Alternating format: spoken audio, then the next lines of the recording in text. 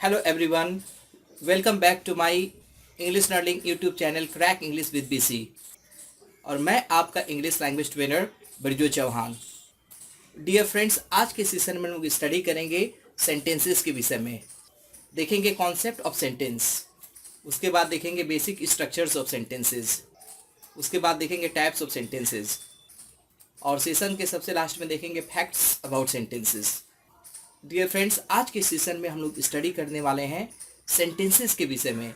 Sentences है क्या, इसके बेसिक स्ट्रक्चर्स क्या है, इसके टाइप्स क्या है, और सेशन के लास्ट में हम लोग देखेंगे facts about sentences. Facts about sentences से आपको सेंटेंस के विषय में इंफॉर्मेशन मिलेगी, जिससे आप आसानी से सेंटेंस को सीख सकते हैं। तो चलिए शुरू करते हैं। आखिर एक सेंटेंस है क्या? A sentence is a word or group of words with a complete sense. एक सेंटेंस एक वर्ड होता है या ग्रुप ऑफ वर्ड्स होता है जिसकी मीनिंग कंप्लीट होती है। यदि वर्ड या ग्रुप ऑफ वर्ड्स की मीनिंग कंप्लीट नहीं होगी तो यह सेंटेंस नहीं होगा। चलिए इसे एग्जांपल्स के जरिए देखते हैं। पहला एग्जांपल, जाओ। देखिए, जाओ बोलने का अर्थ होता है कि किसी व्यक्ति को कहा जा रहा है कि आप जाइए। यानी यहाँ पे एक वर्ड है जाओ, लेकिन इसकी मीनिंग क्या है? कंप्लीट है। तो इसलिए यह एक सेंटेंस होगा। और इसका इंग्लिश ट्रांसलेशन देखिए, गो। और गो का अर्थ होता है जाओ या जाइए। तो यह एक सेंटेंस है। चलिए अब सेकंड एग्जांपल को देखते हैं। यह है वह एक डॉक्टर है। तो देखिए, वह एक डॉक्टर है कहने का अर्थ ही हो रहा है कि हम लोग किसी व्यक्ति के विषय में बात कर रहे हैं और साफ साफ हम लोग समझ पा रहे हैं कि वह व्यक्ति क्या है। इसका ट्रांसलेशन होगा शी इज़ अ डॉक्टर। तो देखिए, यह चार वर्ड्स का एक ग्रुप है और इसकी मीनिंग कंप्लीट है, क्योंकि हम लोग समझ पा रहे हैं कि उसके विषय में क्या बोला जा रहा है। तो यह एक सेंटेंस है। अब चलिए हम लोग थर्ड एग्जाम्पल को देखते हैं। रोहित अच्छा क्रिकेट खेल रहा था, और इसका ट्रांसलेशन होगा Rohit was playing cricket well. हम लोग देख सकते हैं कि यह सेंटेंस 5 वर्ड्स का ग्रुप है और इसकी मीनिंग कंप्लीट है, क्योंकि हम रोहित के विषय में साफ साफ समझ पा रहे थे कि वो क्या कर रहा था। अब चलिए सेंटेंस के बेसिक स्ट्रक्चर को देखते हैं। आखिर सेंटेंस की फॉर्मेशन की कैसे जाती है, यानी हम लोग इसमें देखेंगे सेंटेंस में किस वर्ड्स को कहाँ पे रखा जाता है। तो चलिए शुरू करते हैं। Structure number 1, non active sentence, यानी जिसमें कोई काम नहीं होगा। और जिसमें कोई काम नहीं होगा वहाँ पे मेन वर्ब नहीं होगा। तो इसका स्ट्रक्चर देखते हैं।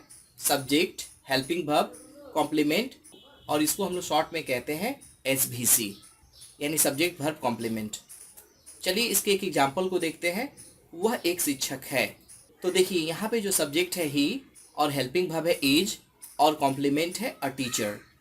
क्योंकि यहाँ पे हम लोग ये बता रहे हैं कि वह व्यक्ति क्या है, हम लोग यह नहीं बता रहे हैं कि वो व्यक्ति क्या करता है या क्या कर रहा है।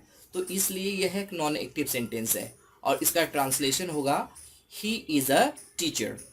चलिए अब सेकेंड स्ट्रक्चर को देखते हैं, यानी एक्टिव सेंटेंस। इसमें क्या होगा? वर्क होगा, और वर्क होने का मतलब है कि इसमें मेन वर्ब होगा। तो इसका स्ट्रक्चर होगा subject, helping verb, main verb, object, और इसे शॉर्ट में कहते हैं एसवीओ। चलिए इसे एक एग्जाम्पल से देखते हैं। लड़का क्रिकेट खेल रहा था। तो देखिए, यहाँ पे द बॉय है वह सब्जेक्ट है, था है वह पास्ट टेंस है यानी वाज है, और खेलना का अंग्रेजी होगा प्लेइंग, क्योंकि यहाँ पे कंटिन्यूअस है, और यहाँ पे ऑब्जेक्ट जो है क्रिकेट। तो यहाँ पे ट्रांसलेशन होगा the boy was playing cricket. तो हम लोग यहाँ पे देख सकते हैं किसी भी सेंटेंस का 2 बेसिक स्ट्रक्चर होता है। एक होता है विदाउट मेन वर्ब, जो नॉन एक्टिव के लिए होता है, जिसे एसवीसी कहते हैं, यानी सब्जेक्ट वर्ब कॉम्प्लीमेंट। और सेकेंड होता है एक्टिव सेंटेंस के लिए, जिसमें मेन वर्ब होता है, और इसे एसवीओ कहते हैं। ये जो शॉर्ट फॉर्म बनाया गया है एसवीसी और एसवीओ, ये केवल समझने के लिए बनाया गया है। तो डियर फ्रेंड्स, ये रहा बेसिक स्ट्रक्चर। और एक चीज़ और ध्यान रखें, यदि हमें सेंटेंस को निगेटिव बनाना है तो हेल्पिंग वर्ब के बाद हम लोग नॉट का प्रयोग करते हैं। अब चलिए देखते हैं टाइप्स ऑफ सेंटेंसेस। ऐसे तो सेंटेंस को बहुत तरीके से डिवाइड किया गया है, लेकिन स्टैंडर्ड इंग्लिश में सेंटेंसेस को 4 तरह से डिवाइड किया गया है। पहला है स्टेटमेंट या असर्टिव, नंबर 2 है इंट्रोगेटिव और क्वेश्चन, नंबर 3 है डिजायर, जिसे इम्परेटिव और ऑप्टेटिव के रूप में भी हम लोग जानते हैं, और नंबर 4 है एक्सक्लेमेटरी सेंटेंस। तो डियर फ्रेंड्स, ये रहे टाइप्स ऑफ सेंटेंसेस। और याद रखें ये बेसिक टाइप्स ऑफ सेंटेंसेस हैं। और जब हम लोग इसके क्लासिफिकेशन को देखेंगे तो और भी डिटेल में हम लोग जानेंगे कि सेंटेंसेस को किन किन कंडीशन में और किस किस बेसिस पे हम लोग डिवाइड कर सकते हैं, और उसके लिए अलग से वीडियो बनाई जाएगी। अब चलिए देखते हैं फैक्ट्स अबाउट सेंटेंसेस। यहाँ पे हम लोग सेंटेंसेस के विषय में कुछ इन्फॉर्मेशन को जानेंगे जो हमारी हेल्प करेगा सेंटेंसेस को और अच्छे तरीके से सीखने में। तो चलिए, fact number 1, a sentence always begins with a capital letter. कहने का अर्थ ये है कि एक सेंटेंस हमेशा कैपिटल लेटर से शुरू होता है। यदि सेंटेंस को हम लोग कैपिटल लेटर से नहीं शुरू करते हैं तो वह सेंटेंस गलत माना जाएगा। चलिए इसे एक एग्जाम्पल से देखते हैं। He is a doctor. तो हम लोग देख सकते हैं कि जो सेंटेंस का पहला वर्ड है ही, और ही का पहला जो लेटर है वह कैपिटल लेटर में है। तो इस तरह कोई भी सेंटेंस कैपिटल लेटर से शुरू होता है। एक एग्जाम्पल और देखते हैं, हु इज शी। तो यहाँ पे भी हम लोग देख सकते हैं जो पहला वर्ड है हूँ, और हूँ का जो पहला लेटर है डब्ल्यू, यह कैपिटल लेटर में है। तो हमें इस बात की ध्यान रखनी है कि किसी भी सेंटेंस को कैपिटल लेटर से शुरू करना है, वो चाहे स्टेटमेंट हो, क्वेश्चन हो, डिजायर हो या एक्सक्लेमेटरी हो। चलिए अब हम लोग सेकेंड फैक्ट को देखते हैं। It always ends with a punctuation mark. हम लोग याद रखें कि एक सेंटेंस हमेशा पंचुएशन मार्क से ख़त्म होता है। यह फुल स्टॉप से ख़त्म होगा, क्वेश्चन मार्क से ख़त्म होगा या एक्सक्लेमेटरी मार्क से ख़त्म होगा। यदि हम पंचुएशन नहीं देते हैं तो सेंटेंस गलत हो जाएगा। चलिए इसे एग्जाम्पल से क्लियर करते हैं। The boy lived town yesterday. यह एक स्टेटमेंट है, और हम लोग स्टेटमेंट के लास्ट में देख रहे हैं कि एक फुल स्टॉप है। तो कहने का अर्थ यह है कि कोई भी स्टेटमेंट एक फुल स्टॉप से ख़त्म होता है। अब चलिए अगले एग्जाम्पल को देखते हैं। Is Catherine your sister. यह एक देखिए क्वेश्चन है, और इसलिए इसके अंत में क्वेश्चन मार्क लगा हुआ है। अब एक एग्जाम्पल और देखते हैं। How old she is. कितनी ओल्ड है वह। तो यह देखिए एक एक्सक्लेमेटरी सेंटेंस है, इसलिए इसके लास्ट में एक्सक्लेमेटरी मार्क लगा हुआ है। तो इस तरह हम लोग देख सकते हैं किसी तरह का भी सेंटेंस हो उसके साथ एक न एक पंचुएशन मार्क आएगा। स्टेटमेंट के साथ फुल स्टॉप, क्वेश्चन के साथ क्वेश्चन मार्क, एक्सक्लेमेटरी के साथ एक्सक्लेमेटरी मार्क। अब चलिए सेंटेंस के विषय में अगले फैक्ट को देखते हैं। It has nothing to take with less और more meaning, but it's meaning must be complete. कहने का अर्थ यह है कि एक सेंटेंस की मीनिंग कम है या बेसी, इससे कोई लेना देना नहीं। इसकी मीनिंग हमेशा कंप्लीट होनी चाहिए। यदि मीनिंग कंप्लीट नहीं है तो यह एक सेंटेंस नहीं होगा। चलिए इसे कुछ एग्जाम्पल से क्लियर करते हैं। Amit was dot dot dot. इसकी कोई कंप्लीट मीनिंग नहीं है, इसलिए यह इनकम्प्लीट मीनिंग वाला एक फ्रेज है। तो इसके वजह से यह कोई सेंटेंस नहीं है।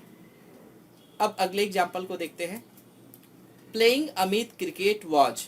देखिए इसकी कोई मीनिंग नहीं है। ये 4 वर्ड्स तो हैं लेकिन इसका कोई अरेंजमेंट नहीं है। ये सिंपली दिया हुआ है प्लेइंग अमित क्रिकेट वाज। तो जब वर्ड्स दिए हों और उनकी कोई मीनिंग नहीं होती है तो उन्हें हम लोग जंबल वर्ड्स कहते हैं। और तो ये चारों के चारों वर्ड्स जंबल वर्ड्स हैं। अब चलिए अगले एग्जाम्पल को देखते हैं। Amit was playing cricket. Amit cricket खेल रहा था। तो देखिए इसकी मीनिंग है, इसकी मीनिंग क्या है, कंप्लीट है। तो इसलिए ये क्या होगा, एक सेंटेंस होगा। अब चलिए अगले एग्जाम्पल को देखते हैं। Amit was playing cricket in the park. देखिए ऊपर वाले सेंटेंस में हम लोगों ने एक फ्रेज को जोड़ दिया, इन द पार्क, और फ्रेज के जोड़ते ही इसकी मीनिंग मोर हो गई। तो इससे हमें लेना देना नहीं, मीनिंग कंप्लीट है इसलिए इसे सेंटेंस माना जाएगा। तो यह भी एक सेंटेंस है। अब चलिए अगले एग्जाम्पल को देखते हैं। Amit was playing cricket. तो देखिए यदि हम इसे ऊपर वाले सेंटेंस से कंपेयर करते हैं तो इस सेंटेंस से इन द पार्क हटा दिया गया है। तो इसकी मीनिंग क्या हो गई, लेस मीनिंग हो गई। तो इससे भी हमें लेना देना नहीं, क्योंकि ये जो 4 वर्ड्स का स्ट्रक्चर है इसकी मीनिंग कंप्लीट है, क्योंकि इसका अर्थ होता है अमित क्रिकेट खेल रहा था। तो इस तरह से यह भी एक सेंटेंस है। तो हम लोग देख सकते हैं कि सेंटेंस होने के लिए मीनिंग लेस या मोर होने की ज़रूरत नहीं, मीनिंग उसकी कंप्लीट होनी चाहिए। तो डियर फ्रेंड्स, आज के सेशन में हम लोगों ने स्टडी की सेंटेंस क्या है, इसके बेसिक स्ट्रक्चर क्या है, और इसके हम लोगों ने बेसिक टाइप्स को देखा, और सबसे लास्ट में देखा सम फैक्ट्स अबाउट सेंटेंसेस। और इन फैक्ट्स को जानने के बाद हम लोग समझ सकते हैं कि एक सेंटेंस होने के लिए क्या क्या चीज़ों की ज़रूरत होती है। बस आज के सेशन में इतना ही। यदि आपको मेरी वीडियो अच्छी लगी तो इसे लाइक कीजिए, शेयर कीजिए और मेरे YouTube channel crack with BC को सब्सक्राइब करना ना भूलें और बेल आइकन को जरूर पुश करें ताकि मेरे आने वाली हर वीडियो का नोटिफिकेशन आपको मिलता रहे। वीडियो में आखिर तक बने रहने के लिए थैंक यू वेरी मच।